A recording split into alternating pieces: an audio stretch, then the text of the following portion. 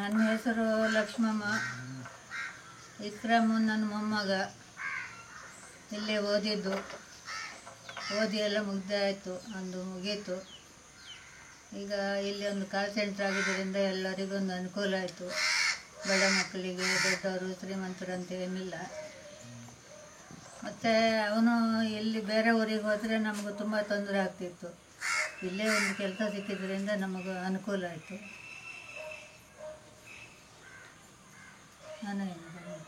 ತುಂಬ ಬಡವರು ಇದ್ದಾರೆ, ಶ್ರೀಮಂತರು ಇದ್ದಾರೆ. ಅವರಿಗೆ ಎಲ್ಲ ಮಕ್ಕಳಿಗೆ ಒಂದು ಕೆಲಸ ಸಿಕ್ಕಿದ್ರಿಂದ ಎಲ್ಲರಿಗೂ ಒಂದು ತಂದೆ ತಾಯಿಗೂ ಅವರಿಗೂ ಎಲ್ಲ ಅನುಕೂಲ ಆಗಿದೆ. ಅದರಿಂದ ನಾನು ಹೇಳೋದು ಇಷ್ಟೇ, ಮತ್ತು ಇನ್ನೇನು ಹೆಚ್ಚು ಹೇಳೋಕ್ಕಾಗಲ್ಲ ನನಗೆ. ನಾನೇನು ಓದಿ ಬರೋವಿಲ್ಲ ನನಗೆ. ಅದರಿಂದ ನಿಮ್ಮ ಹತ್ರ ಕೇಳ್ಕೊಳ್ಳೋದಷ್ಟೇ. ಇಲ್ಲೊಂದು ನನ್ನ ಮೊಮ್ಮಗನಿಗೆ ಒಂದು ಕೆಲಸ ಸಿಕ್ಕಿದ್ದು ತುಂಬ ಸಂತೋಷ ಆಯಿತು.